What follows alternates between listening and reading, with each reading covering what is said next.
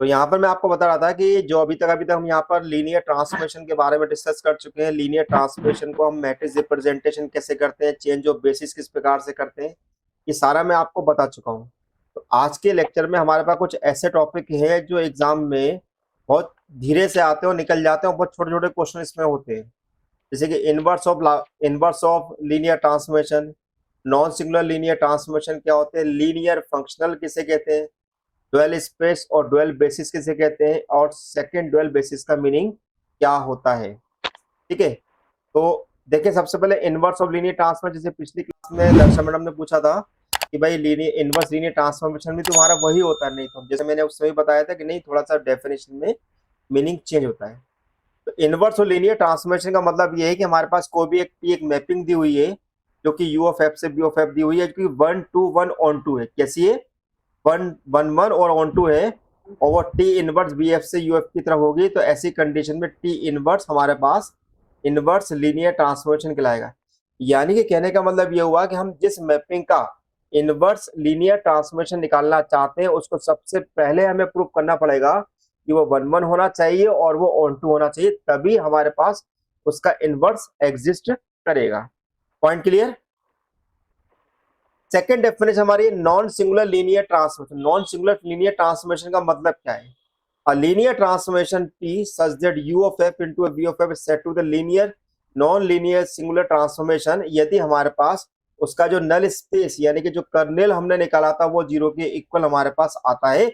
या हम ऐसा भी कह सकते हैं कि ऐसा एलिमेंट जिसकी इमेज जीरो डैश पर बनती है, लेकिन वो जो एलिमेंट होगा वो अल्फा जीरो ही होना चाहिए। तो ऐसे जो हमारे पास ट्रांसफॉर्मेशन के अंदर एलिमेंट होते हैं वो हमारे पास नॉन सिंगुलर लीनियर ट्रांसफॉर्मेशन कहलाते हैं। ठीक है, तो यहाँ पर जीरो डैश वेक्टर जो है v के अंदर है और जीरो वेक्टर जो है वो u के अंदर माना जाएगा। कुछ प्रॉपर्टीज होती है इनकी। प्रॉपर्टीज नंबर क्या है? 1। अगर t सच दैट u से v हमारे पास एक 1 1 ऑन टू लीनियर ट्रांसफॉर्मेशन है, देन इनवर्स हमारे पास जो है t inverse v of f से u ऑफ f वो भी हमारे पास एक लीनियर ट्रांसफॉर्मेशन होगा। यानी कि कहने का मतलब यह हुआ कि अगर मेरे पास कोई मैपिंग जो कि 1 1 ऑन टू को रिप्रेजेंट करती है साथ में एल टी है, तो उसका टी इनवर्स भी हमारे पास एल टी होगा। Okay, point number 2। A linear transformation T such that U to B is 1 1 if and only if it is onto. क्या बोला मैंने यहाँ पर? यदि कोई मैपिंग मेरे पास टी यू से वी दी हुई है जो कि 1 1 है, यदि वो केवल यदि वो हमारे पास ऑन टू है, यानी कि अगर वो ऑन टू है तो वो हमारे पास 1 1 भी होगी। थोड़ा इसको नोट करके रखिएगा प्रॉपर्टी नंबर 2 को। प्रॉपर्टी नंबर 3 हमारे पास है कि अगर टी यू से बी हमारे पास एक लीनियर ट्रांसफॉर्मेशन दिया हुआ और टी हमारे पास नॉन सिंगुलर दिया हुआ है, if and all if T is 1 to 1 यानी कि टी हमारे पास 1 1 मैपिंग हो। अच्छा, एक इंपॉर्टेंट चीज यहाँ पे ध्यान समझिएगा। यदि कोई मेरे पास मैपिंग ऐसी हो जो कि एक ही वेक्टर स्पेस पे डिफाइन करके दी हो, तो ऐसी जो मैपिंग होती है वो हमेशा ऑन टू की कैटेगरी में आती है। क्या होती है? हमेशा वो ऑन टू की कैटेगरी में आती है। बात समझ में आ रही है? Yes sir. ठीक है, a linear transformation T such that U to B is non-singular if and only if it map each linear independent subset of U into a linearly independent subset of B। यानी कोई हमारे पास linear transformation जो कि हमारे पास non singular है, तो जो भी हमारे पास सबसेट होगा U का, जो भी सबसेट होगा U का, और जो भी वो हमारे पास कैसा है, लीनियरली इंडिपेंडेंट है, तो वो हमारे पास इनटू होगा linearly independent subset of B. अब आप मुझे बताओ कि जब भी अगर हम मैपिंग डिफाइन करते हैं टी जो कि यू से बी होती है, कर्नेल हमारे पास जो होता है क्या वो लीनियरली इंडिपेंडेंट होता है? क्या वो लीनियरली इंडिपेंडेंट होता है? No sir. क्यों क्यों नहीं होता लीनियरली इंडिपेंडेंट? सर एक प्रॉपर्टी आपने बताई थी कि अगर किसी सेट में एक भी जीरो वेक्टर है अगर, तो वो लीनियरली डिपेंडेंट वेरी होगा। Good very good. तो वो हमारा लीनियरली इंडिपेंडेंट है। तो अब ये बताओ कि जो हमारा रेंज ऑफ टी होता है क्या वो लीनियरली इंडिपेंडेंट होता है? क्या वो लीनियरली इंडिपेंडेंट होगा? वो इस नो बात, सर। हाँ, वो इस बात पे डिपेंड करेगा कि वहां पर हमारे पास जो सेट के जो स्ट्रक्चर है, यानी कि जो हमारे पास टी अल्फा 1 टी अल्फा 2 हम जो निकाल रहे हैं वो हमारे पास क्या आ रहे हैं। ठीक है, तो उसके बारे में हम ये कंफर्मेशन नहीं दे सकते। ठीक है, अब सर समझ। क्योंकि रेंज सेट जो होता है वो, हेलो सर, हाँ हाँ, बोले बोले बोलते हैं ये। रेंज का जो रहता है सर वो भी सब स्पेस बनता है, तो हाँ ऑब्वियसली इस पे वो जीरो भी होगा। आर और टी जो होता है वो भी सब स्पेस होता है हमारे पास पी ऑफ एफ का। यहाँ पर हम ये बात करें क्या वो लीनियरली इंडिपेंडेंट होगा। अपना क्वेश्चन ये है, क्या वो लीनियरली इंडिपेंडेंट होगा। लीनियरली इंडिपेंडेंट की लॉजिक सिंपल डेफिनेशन क्या है, जितने भी मेरे पास वेक्टर उसके अंदर इन्वॉल्व हो रहे हैं, अगर उन वेक्टर को अगर हम स्केलर मल्टीपल से मल्टीप्लाई करें, अगर वो स्केलर की वैल्यू, अरे मेरे मेरे पास सभी स्केलर की वैल्यू अगर जीरो के बराबर आ जाती है, तो हम वो कहते हैं कि वो लीनियरली इंडिपेंडेंट है। तो ये इस बात पर डिपेंड करेगा कि वो स्ट्रक्चर क्या है मेरे पास, उसको मैं पहले से डिफाइंड नहीं कर सकता। हाँ, लेकिन अगर जब रैंक की बात करेंगे, रैंक ऑफ टी की बात करेंगे, तो डेफिनेटली वो लीनियरली इंडिपेंडेंट होगा ही होगा। ये बेसिस की बात कर रहे हैं वहां पे वो। Point clear. नेक्स्ट यस हमारी सर, यस सर। डेफिनेशन है आइसोमॉर्फिज्म। आइसोमॉर्फिज्म हमारे पास क्या है, कोई मैपिंग हमारे पास जो एफ है जो यू से बी है, वो तीन प्रॉपर्टी को फुलफिल करती है। नंबर वन, वो एल टी हो, वो आपकी वन वन हो, और वो आपकी ऑन टू। ठीक है, क्या हो, तीन प्रॉपर्टी होती है। लीनियर का मीनिंग हम जानते ही है कि अगर F of a alpha plus b beta है, तो a of F alpha plus b of F beta होगा। अगर एफ वन वन बोलते हैं, तो वन वन का मीनिंग होता है कि F of alpha equal to F of beta लेके चलेंगे, अल्फा इक्वल टू बीटा हम प्रूव कर देंगे। और एफ ऑफ ऑन टू का मतलब होता है कि for each F of alpha belongs to B there exist alpha belongs to U. प्रत्येक अल्फा जो यू के अंदर है उसके लिए हमारे पास कोई एक इमेज अगर एफ ऑफ अल्फा बी के अंदर है, तो वो जो मैपिंग जो होगी वो ऑन टू होगी। तो आइसोमॉर्फिज्म को हम यहाँ पर रिप्रेजेंट करते हैं बाय दिस सिंबल। यहाँ पर एक हमारे पास दिख रहा है ना, दिस इज अ सिमिलर का साइन हमारे पास दिखाई दे रहा है। तो यहाँ पर एक हमारे पास आइसोमॉर्फिज्म के अंदर ऐसा भी हम एरो लगा सकते हैं। डेफिनेशन क्लियर है आइसोमॉर्फिज्म की। अब यहाँ पर दो तीन चीजें ध्यान रखनी। If a mapping B to B, जैसे कि मैंने अभी आपको बताया था, then it is always in onto mapping. यदि कोई मैपिंग हमारे पास बी से बी में, यानी कि वो इटसेल्फ अगर मैपिंग डिफाइन कर रहा है, तो हमेशा वो ऑन टू मैपिंग को रिप्रेजेंट करेगा। थ्योरम ऑन आइसोमॉर्फिज्म, क्या क्या थ्योरम होती है। Any two finite dimensional vector space defined over the same field are isomorphic if and only if they have the same dimension. जब तक हमारे पास सेम डायमेंशन नहीं होगी, तब तक हम यहाँ पर आइसोमॉर्फिक के बारे में बात भी नहीं करेंगे। यहाँ पर दो चीजें हैं, अगर मेरे पास दो वेक्टर स्पेस दिए हुए हैं जिनकी डायमेंशन मेरे पास समान है, तो वो आइसोमॉर्फिक होंगे, या जिनकी डायमेंशन समान है तो वो आइसोमॉर्फिक होंगे। दोनों तरीके से यहाँ पर डेफिनेशन को लिखा है, क्योंकि यहाँ पर इफ एंड ओनली इफ यानी नेसेसरी और सफिशिएंट कंडीशन दोनों के बारे में बोला गया है। ये जो पर्टिकुलर स्टेटमेंट जो होता है, इसको इसको बोलते हैं isomorphic theorem of vector space. Isomorphism theorem of vector space के नाम से ये स्टेटमेंट जाना जाता है। Number two, each N dimensional vector space B of F is isomorphic to B N of F. यदि मेरे पास कोई वेक्टर स्पेस है जिसकी डायमेंशन एन है, तो 101% वो आइसोमॉर्फिक ही होगी। नंबर थ्री, अगर एफ हमारे पास यू से बी की तरफ हमारे पास एक लीनियर मैपिंग दी हुई है, और एफ मेरे पास अगर 1 to 1 यानी कि 1 1 मैपिंग हमारे पास है, तो ऐसी कंडीशन में हमारा कर्नेल टी इक्वल टू 0 होगा। क्या ये सही है। जितने भी हम ये स्टेटमेंट लिख रहे हैं थ्योरम के बेसिस पे लिखे हुए हैं, थ्योरम के मतलब प्रूफ है सही एक्चुअली। अगर हमारे पास एफ अगर बी से मैपिंग दी हुई है, अगर वो 1 1 to 1 को रिप्रेजेंट कर रहा है, तो ऐसी कंडीशन कर्नेल टी हमेशा 0 के इक्वल ही होगा। पॉइंट नंबर 4, अगर W हमारे पास सब स्पेस है vector space B of F का, देन हमारे पास quotient space B upon W is isomorphic to the vector space B with respect to with W as kernel. अब देखिए V upon W के अंदर हम जो एक स्पेशली बात कर रहे हैं कि अगर V अपॉन W को अगर हम आइसोमॉर्फिक बोलना चाहते हैं, तो ये आइसोमॉर्फिक तभी होगा यदि ये W जो है वो हमारा कर्नेल को रिप्रेजेंट करता हो। क्या रिप्रेजेंट करता हो, कर्नेल को रिप्रेजेंट कर रहा। अगर ये कर्नेल को रिप्रेजेंट नहीं करेगा, तो फिर ये आइसोमॉर्फिक भी नहीं होगा। Is that clear. Yes sir. ठीक है।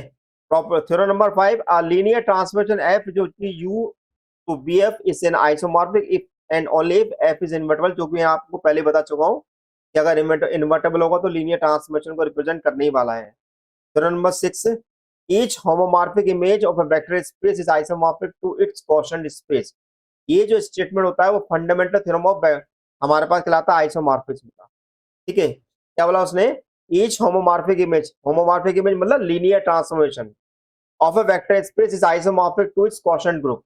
आइसोमॉर्फिक होगा क्वोशंट ग्रुप के लिए, यानी कि जो क्वोशंट ग्रुप हम बनाएंगे वो हमेशा वो तीन प्रॉपर्टी को फुलफिल करेगा, लीनियर होगा, वो आपका ऑन टू होगा, वो आपका 1 1 होगा। तो यहाँ पर ये 6 स्टेटमेंट जो है थ्योरम ऑफ आइसोमॉर्फिक, ये आपके ऐसे स्टेटमेंट और ऐसे आपका क्वेश्चन में डायरेक्ट यूज किए जा सकते हैं। अब यहाँ समझ लेते हैं कि कैसे हम आइसोमॉर्फिज्म प्रूव करते हैं, किस प्रकार से किसी क्वेश्चन में हम आइसोमॉर्फिज्म प्रूव करेंगे। अब जैसे लिखा हुआ show that the mapping F B2 of R to B2 of R defined by f of AB equal to B of A is an isomorphism। हमें ये आइसोमॉर्फिज्म बताना, तो इसमें 3 चीजें हमें बतानी है। कौन कौन सी?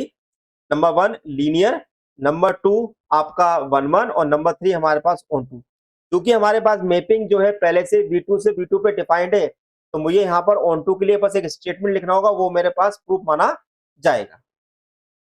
तो अगर मैं यहाँ पर लीनियर की बात करता हूँ, तो लीनियर में हम कैसे करते थे कि यहाँ पर हमारे पास जो एलिमेंट होता था ए बी, यहाँ पर हमारे पास जो एलिमेंट दिया इसको यहाँ पर अल्फा 1 और अल्फा 2 के फॉर्म में लेते थे। मान लेते कि अल्फा 1 मेरे पास जो है A1 B1 है, इसकी इमेज निकालेंगे तो एफ ऑफ A1 B1, तो हमारे पास B1 A1 मिलेगी। इसी प्रकार अल्फा जो बीटा जो है, यानी कि बीटा जो है वो A2 B2 है, इसकी इमेज निकालेंगे तो B1 B2 A2 की फॉर्म में मिलेगी, कुछ इस प्रकार से। अब हम यहाँ पर क्या करेंगे, a b belongs to R और alpha beta belongs to B2 ले लेंगे, जिसमें हम यहाँ पर a alpha plus b beta यानी कि F of a alpha plus b beta यहाँ पर लेके निकालेंगे। तो एफ ऑफ ए अल्फा मतलब क्या हुआ, दिस इज A1 B1 और B A2 B2। यहाँ पर इसको हम ए को अंदर मल्टीप्लाई करेंगे तो हमारे पास मिलेगा A1 प्लस B A2 और AB1 प्लस BB2। तो ये मेरे पास पूरा बन गया, दिस इज योर ए और दिस इज योर बी। तो अकॉर्डिंग टू दिस प्रॉपर्टी हम यहाँ पर BA लिखेंगे, यानी कि रिवर्स करके लिखेंगे यहाँ पर। तो AB1 plus BB2 A1 plus BA2। Then उसके बाद हम पहले को पहले के साथ, दूसरे को दूसरे के साथ अरेंज करेंगे। इन दोनों से हमारे पास A कॉमन निकल रहा है, यहाँ से हमारे पास B कॉमन निकल रहा है, यानी कि AB1 A1 और BA2 B2। तो इस कंडीशन में हम ये कह सकते हैं कि ये जो मैपिंग है वो हमारे पास लीनियर मैपिंग को रिप्रेजेंट कर रही है। अब बात करते हैं ऑन टू की। ऑन टू की अगर हम बात करते हैं, नहीं पहले ऑन टू से पहले 1 1 की बात करेंगे। ऑन टू को सबसे लास्ट में प्रूफ किया आता है। तो A1 B1 A2 B2 हमने B2 के अंदर लिए, तो हम मान लेते हैं कि एफ ऑफ अल्फा जो है एफ ऑफ बीटा के बराबर है। जैसे कि लेते हो, अब एफ ऑफ अल्फा का मतलब क्या हुआ, एफ ऑफ A1 B1 और एफ ऑफ बीटा का मतलब क्या हुआ, एफ ऑफ A2 B2। अब एफ ऑफ A1 B1 का इक्वल टू कितने के बराबर है, B1 A1 के, और एफ ऑफ A2 B2 कितने के बराबर है, B2 A2 के, कुछ इस प्रकार से, है ना। अब हम साफ साफ देख रहे हैं कि अगर दोनों को अगर मैं आपस में इक्वेट करता हूं तो B1 बराबर B2 दिखाई दे रहा है, A1 बराबर A2 दिखाई दे रहा है, यानी कि हमारे पास अल्फा और बीटा कुछ और नहीं, वो दोनों आपस में बराबर ही है। तो ऐसी कंडीशन में हम ये कह सकते हैं कि हमारे पास जो मैपिंग है वो 1 1 को रिप्रेजेंट कर रही है। ठीक है, अब बात करें ऑन टू की, तो हमने बोला कि अगर F1 1 मैपिंग को रिप्रेजेंट कर रही है और B2 से B2 इटसेल्फ है, तो ऐसी कंडीशन में ये जो मैपिंग होगी वो हमेशा ऑन टू को रिप्रेजेंट करेगी। क्योंकि हमारे पास तीनों मैपिंग, तीनों प्रॉपर्टी फुलफिल होती है, तो हम ये कह सकते हैं कि हमारे पास जो मैपिंग F जो है वो आपकी एक आइसोमॉर्फिज्म को रिप्रेजेंट करेगी। समझ में आया पूरा स्टेटमेंट ये? Yes sir. ठीक है, चलिए अब लीनियर फंक्शनल के बारे में बात करेंगे। बताइए लीनियर ट्रांसफॉर्मेशन हम किसे कहते हैं? लीनियर ट्रांसफॉर्मेशन हम किसे कहते हैं? सर अगर वो सिंगल प्रॉपर्टी अगर प्रूफ होती है, T of A alpha plus B beta equals to AT alpha plus BT beta.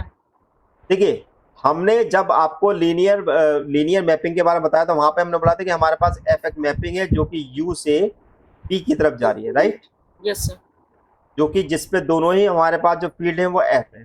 लेकिन वही लीनियर मैपिंग, लीनियर ट्रांसफॉर्मेशन आपका लीनियर फंक्शनल कहलाती है यदि हमारे पास यहाँ पर इस V की जगह मेरे पास बन जाए F, यानी कि हमारे पास कोई ऐसी मैपिंग जो कि एक वेक्टर स्पेस से फील्ड की तरफ जाती है, तो वो जो मैपिंग होगी वो लीनियर फंक्शनल को रिप्रेजेंट करेगी। बात समझ में आई? Yes sir.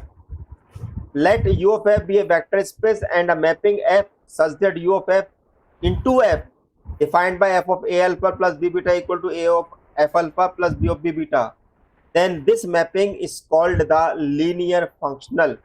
समझ में आया दोनों डेफिनेशन में अंतर क्या है लीनियर मैपिंग और लीनियर फंक्शनल में? Yes sir. ठीक है, अब यहाँ पे एक छोटे से क्वेश्चन के थ्रू समझते हैं कैसे हमारे पास होगी। मान लीजिए हमारे पास एक मैपिंग दी है F जो B2 R से R की तरफ डिफाइन करके दी है, F of XY equal to X plus Y. यहाँ पर XY जो है B2 ऑफ R का हमारे पास एलिमेंट है, तो हमें बताना है कि एक लीनियर फंक्शनल है। सेम जिस प्रकार से हम लीनियर मैपिंग को प्रूफ करते हैं वैसे हम लीनियर फंक्शनल को भी प्रूफ कर सकते हैं। तो हम यहाँ पर क्या करेंगे, मैपिंग हमने लिखी x1 y1 x2 y2 हमने b2 ऑफ r के अंदर ले लिए। तो हमने सबसे बोला कि भाई f of a alpha plus b beta. अब हमारे पास क्या आ गया, दिस इज a अल्फा मतलब कि x1 y1 और b x2 y2।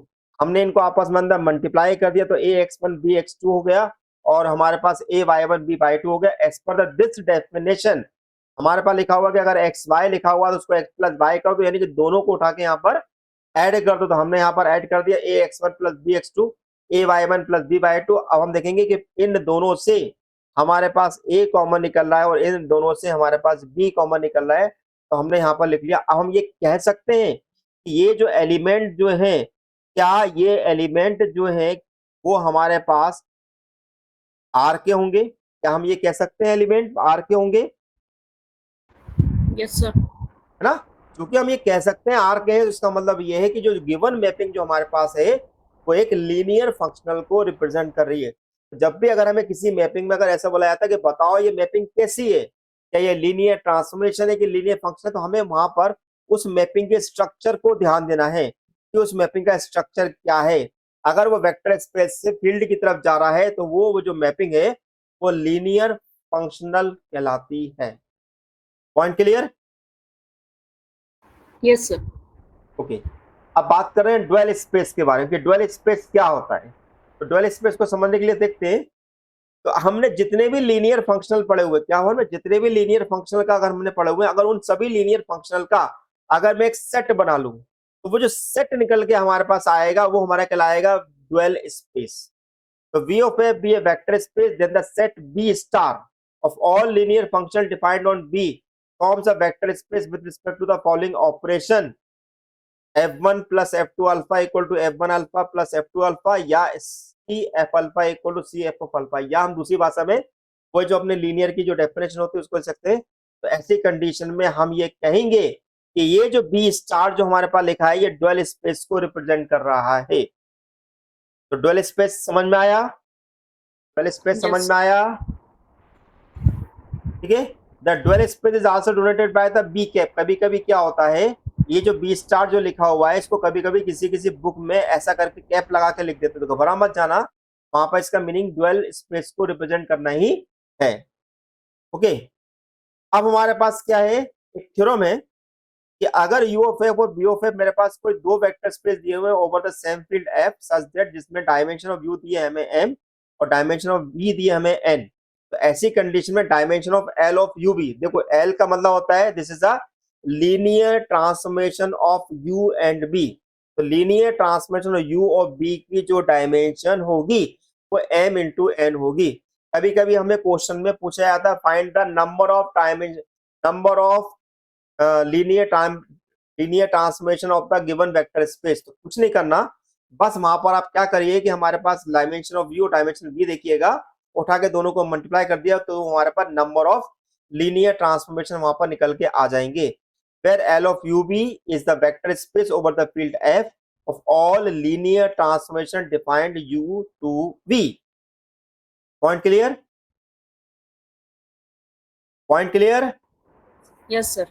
अब आप मुझे बताओ कि अगर मेरे पास कोई मैपिंग दी है V2 से V3, V2 से V3 दी हुई है, तो बताओ कि इस मैपिंग में हमारे पास नंबर ऑफ लीनियर ट्रांसफॉर्मेशन कितने होंगे?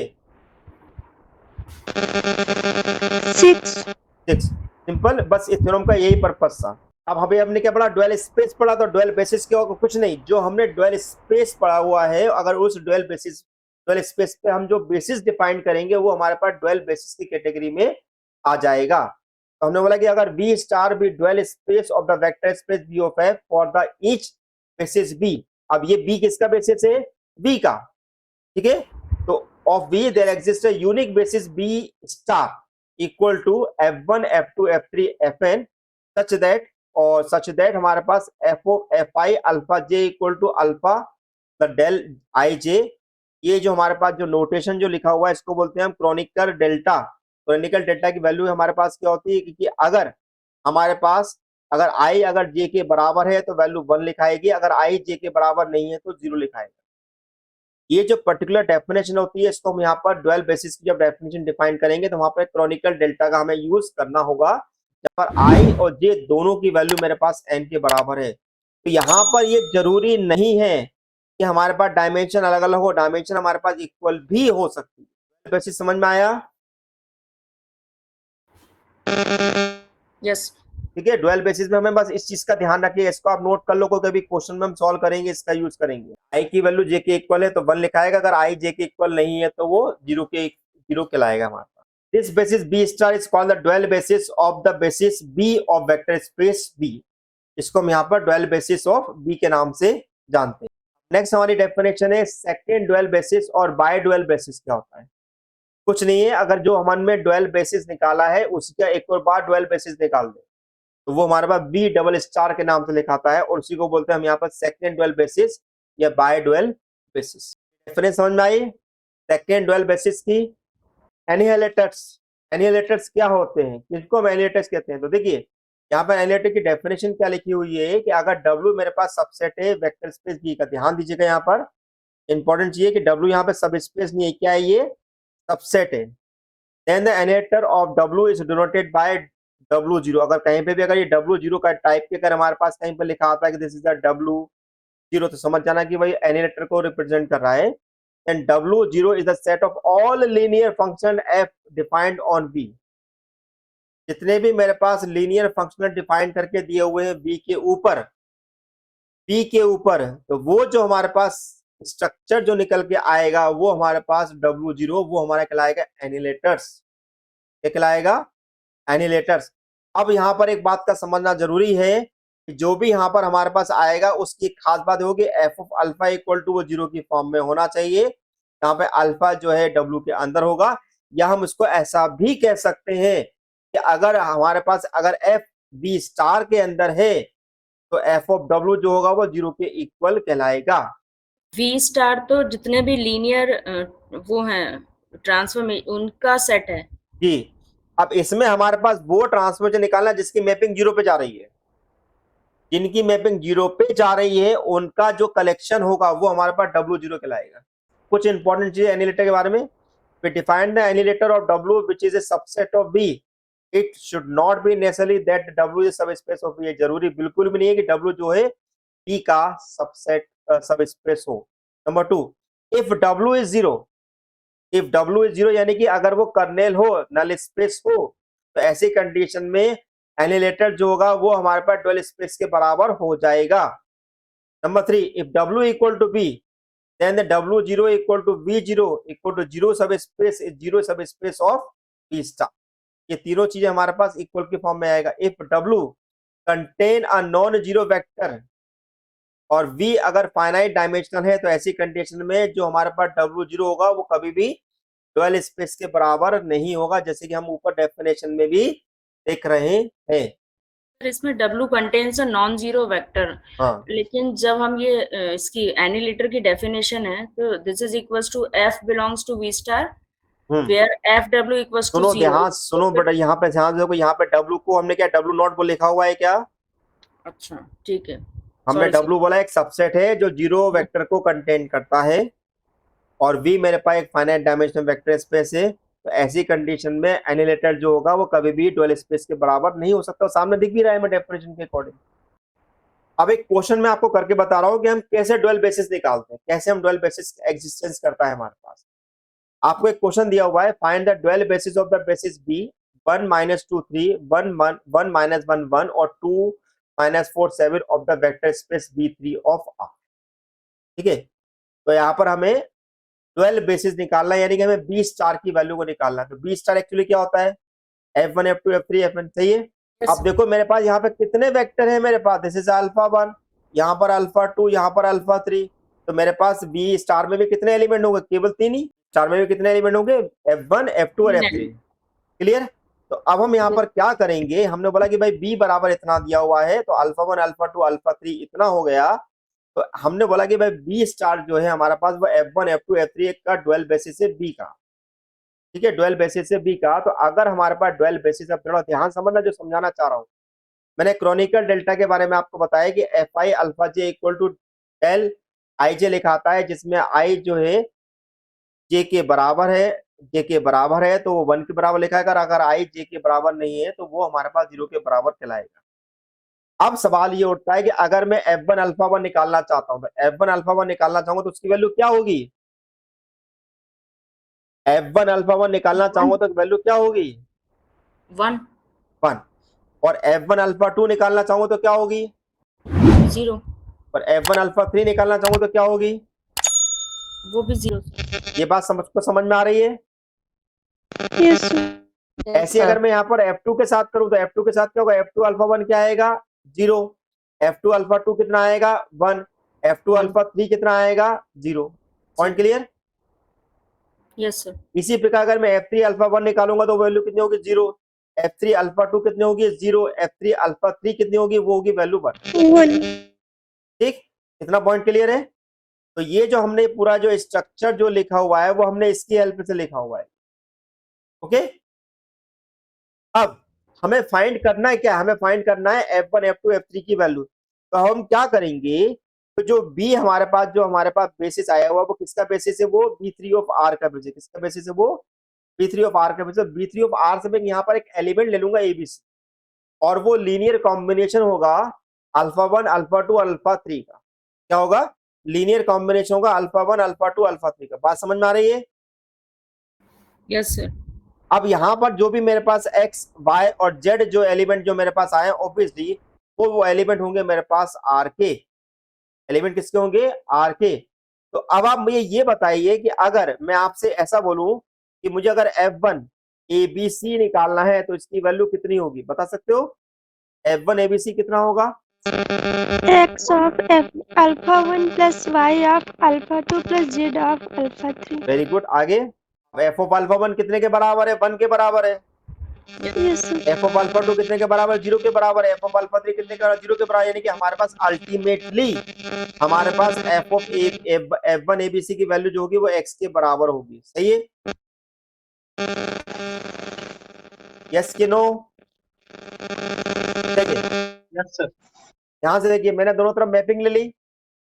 अब मैपिंग ले ली, मेरे पास मैपिंग f कैसी है? लीनियर है। तो यहाँ पर मैं क्या लिख सकता हूँ? x F1 alpha 1 y f of alpha 2 F1 alpha 2 z F1 alpha 3, कुछ इस प्रकार से। सही है? अब F1 अल्फा 1 की वैल्यू कितनी है? 1। F2 अल्फा 2 की वैल्यू कितनी है? 0। F1 अल्फा 3 की वैल्यू 0 है। तो ये दिख रहा है ना आपको यहाँ पर, ये तरह से? Yes. ठीक है, तो इस कंडीशन में हम यहाँ पर कह सकते हैं कि भाई मेरे पास जो वैल्यू है वो x के बराबर होगी। सही है? इसी Yes, प्रकार से अगर मैं यहाँ पर F2 लेता हूँ उसी मैपिंग के अंदर तो वो मेरे पास y के इक्वल आ जाएगा। अगर मैं F3 लेता हूँ तो वो z के इक्वल आ जाएगा। लिख सकता हूँ मैं ऐसा? Yes, sir. अब हमें Yes, करना है sir. क्या है? हम क्या करेंगे, फिर से इक्वेशन नंबर 1 को हम ध्यान से देखिए। इक्वेशन नंबर 1 मेरे पास ये है। अल्टीमेटली मैं यहाँ पर अब मुझे यहाँ पर F1 F2 F3 की वैल्यू मिल चुकी है। ठीक है, लेकिन मेरे पास अभी प्रॉब्लम ये है कि मुझे अभी यहाँ पर ये नहीं पता कि मेरे पास एक्स वाई जेड है क्या। ये नहीं जानता कि एक्स वाई जेड क्या है। तो यहाँ पे मैं फिर से अल्फा 1 अल्फा 2 अल्फा 3 की वैल्यू को रखता हूँ। रखने के बाद इसको सिंप्लीफाई करूंगा और मेरे पास सिंप्लाई करने के मेरे पास इक्वेटिंग करके मेरे पास 3 इक्वेशन आएगी। सही है? जैसे कि हम पहले भी करते आए हैं। ध्यान देखो कि अगर मुझे इन तीनों इक्वेशन को सॉल्व करना है, मेरा पर्पस क्या है, टारगेट क्या है, मैं एक्स वाई और जेड निकालना चाहता हूँ। तो अगर मैं ध्यान से देखो, अगर मैं पहली दो इक्वेशन देखो, अगर मैं ऊपर 2 का मल्टीप्लाई कर दूं और इसके साथ में जोड़ दूं, मेरे पास क्या होगा? This is 2x plus 2y plus 4z। 4z से 4z कैंसिल हो जाएगा, 2x से 2x कैंसिल हो जाएगा। सही है? तो मैं इक्वेशन नंबर 5 और 6 को यहाँ पर सॉल्व कर रहा हूँ। इक्वेशन नंबर 5 में मैं मल्टीप्लाई कर रहा हूँ ओनली 2 का। Okay, Yes, sir. तो मेरे पास क्या मिलेगा? अगर मैं दोनों को ऐड करूंगा तो दोनों को ऐड करने पे मुझे क्या मिलेगा? दिस इज 0, मतलब ये कैंसिल होगा, ये कैंसिल होगा, तो y equal 2a plus b। सही है? तो मेरे पास y की वैल्यू कितनी निकल के आ गई है? This is the 2a plus b। सही। अगर मैं इक्वेशन नंबर 6 और 7 को अगर मैं लेता हूं और इक्वेशन नंबर 6 और 7 के अंदर मैं x के कोफिशिएंट को इक्वेट करता हूं, यानी कि ऊपर मैंने मल्टीप्लाई कर दिया 2 का, नीचे ऊपर कर दिया मैंने 3 का और नीचे कर दिया मैंने 2 का, तो मेरे पास ऐसा दिखाई देगा। अब मैं दोनों को अगर ऐड करूं तो मेरे पास ये दोनों वैल्यू कैंसिल हो रही है। यहाँ पे कितना मिलेगा? -y और plus 2z equal to 3b plus 2c। सही है? Yes sir. ठीक है। अब मेरे पास y की वैल्यू ऊपर कितनी है? कितनी है? 2a उठा के मैं नीचे रख दूं तो z मिल जाएगा मुझे। राइट? कितना हो गया मेरे पास 2a plus 4b plus 2c, 2 से डिवाइड हो जाएगा तो मुझे कितना मिलेगा 2a plus 4b plus 2c, यानी कि 2 का मैंने डिवाइड किया तो z equal to a plus 2b plus c मिल गया। ओके, यस सर, अब क्या चाहिए मुझे, x की वैल्यू। अब यहाँ पे y और z को मैं किसी एक इक्वेशन के अंदर रख दूं तो वहां से मुझे मिल जाएगी x की वैल्यू। सही है, तो मुझे x की वैल्यू मिल गई -3a minus 5b minus 2c। Point clear? Yes sir, ठीक है, तो अब फाइनली अब हम क्या करेंगे, हमारे पास फ्रॉम इक्वेशन नंबर 2, 3, 4 से जो हमने बनाई थी f1 abc equal to x, f2 abc equal to y और f3 abc equal to z, उसका हम यहाँ पर यूज करेंगे। तो f1 abc equal to x, तो x की वैल्यू कितनी होगी -3a minus 5b minus 2c, ये हो गई मेरे पास f2 abc और ये हो गई मेरे पास f3 abc। तो ये जो मेरे पास f1 f2 f3 निकल के आए हैं, यही वास्तव में मेरे पास है वो बेसिस ऑफ f। ठीक है, तो इसी को यहाँ पर बेसिस हम बोल रहे हैं f का। तो हम ऐसी condition b star equal to f1 f2 f3 बोल रहे हैं, तो f1 f2 की वैल्यू हमारे पास वो। अब इस क्वेश्चन में नया जुड़ क्या सकता है, इस क्वेश्चन में हमने देखा एक बात कि हमें केवल इतना बोला गया है कि हमारे पास केवल आप बताइए कि बी स्टार क्या निकल के आएगा। अगर मान लो इस बी स्टार के अंदर जो हमने एबीसी जो हमने डिफाइन किया था, जो हमने दिया था एबीसी लिखा था, अगर कई बार क्या होगा कि इस एबीसी की वैल्यू आपको दे देते हैं, जैसे मान लो उसने बोला कि भाई 0 1 0 पे बताओ कितनी होगी 0 1 0 पे, तो मैं क्या बोलूंगा यहाँ पे इस कंडीशन में मेरे पास भी बी स्टार कितना बन जाएगा, बोलो -5 1 देन 2। बात समझ आ गई? बस क्वेश्चन में आपको इतना ऐड करना रहेगा वहां पर।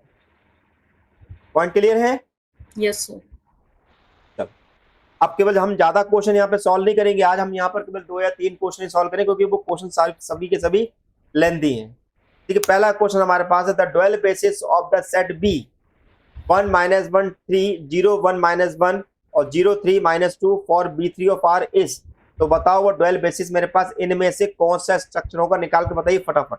Sir A option, A option, a 7a -2b -3c -2a plus b plus c। Yes sir, और किसी का आंसर? नेक्स्ट है the dual basis of the set B. अभी हमने एक छोटा सा क्वेश्चन लिया हुआ है 2 1 और 3 1, ये V2 का हमारे पास है, तो इसमें हमारे पास आंसर क्या आएगा? और निधि निकाल नहीं पा रहे बेटा, इस क्वेश्चन की बात करें तो D option, D option 2 3b minus है और a -2b। बिल्कुल सही आंसर है आपका, आपका आंसर डी इज परफेक्ट। ठीक, अब हमारे पास एक क्वेश्चन और आया हुआ है जिसमें हमने यहाँ पर अल्फा को जोड़ दिया है। 0 1 0 कुछ नहीं करना, जो भी आपने लास्ट आंसर निकाल के लेके आओगे उसमें बस वहां पर हमें आपकी जगह ए की जगह 0, बी की जगह 1 और सी की जगह 0 रख देना। तो निकाल के इसको भी निकाल लो फटाफट। तो सी 0 1/2 -1/2। -1/2। यस सर, बिल्कुल सही है आपका। यहाँ पे 3 ही क्वेश्चन थे आपके। अब इसके बाद में आपका जो नेक्स्ट टॉपिक जो स्टार्ट करने वाला हूँ वो आपका होगा बाइलिनियर फॉर्म। बाइलिनियर फॉर्म होती है, क्वाड्रेटिक फॉर्म जो होती हैं उनके बारे में हम बात करेंगे। ठीक है, इस तरीके से अगर आप ये ई नोट्स वगैरह आप लेना चाहते हैं तो मैंने ग्रुप में शेयर किया, कई लोगों ने आपके यहाँ से सब्सक्रिप्शन लिया भी हुआ है और वो आप ई नोट्स भी आप यहाँ पर ऐसे ले सकते हैं। जो भी आपका रजिस्टर्ड ईमेल आईडी है उस पर वो आपको रजिस्टर्ड ईमेल आईडी पे आपको वो नोट्स मिल जाएंगी। बस आपको 499 रुपीज़ वहाँ पर पे करना होगा। ठीक है, मिलते हैं नेक्स्ट फ्राइडे को उसके आगे, right? Thank you sir. Okay sir, thank you sir. Okay, good bye.